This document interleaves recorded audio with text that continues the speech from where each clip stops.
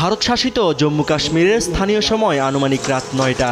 বিকট বিস্ফোরণে কেঁপে ওঠে সীমান্ত এলাকা। এমনকি জম্মু শহরের ব্যস্ততম বিমানবন্দরের কাছে বিস্ফোরক বস্তু আছড়ে পড়তে দেখে আতঙ্কিত হয়ে পড়েন বাসিন্দারা।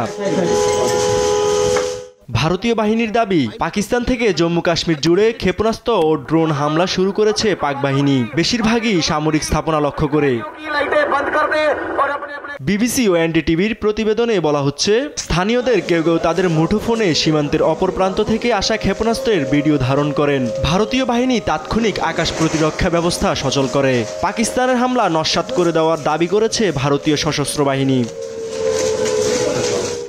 জম্মু কাশ্মীরের কিছু এলাকায় মোবাইল ফোন সেবা ব্যাহতের খবর পাওয়া গেছে। বিভিন্ন স্থানে ব্ল্যাকআউট বলে জানা গেছে, বিশেষ করে সীমান্তবর্তী এলাকাগুলোয়।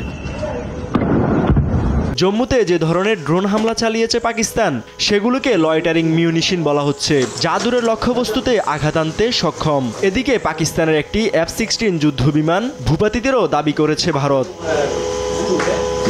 ভারতের হামলাকে ভিত্তিহীন ও সিনেমা বর্ণনা করে বিবৃতি দিয়েছে পাকিস্তান। F-16 যুদ্ধ বিমান ভূপাতিতের ঘটনাকেও বানোয়াট বলে উড়িয়ে দিয়েছে দেশটির তথ্যমন্ত্রী আতাউল্লাহ তারার।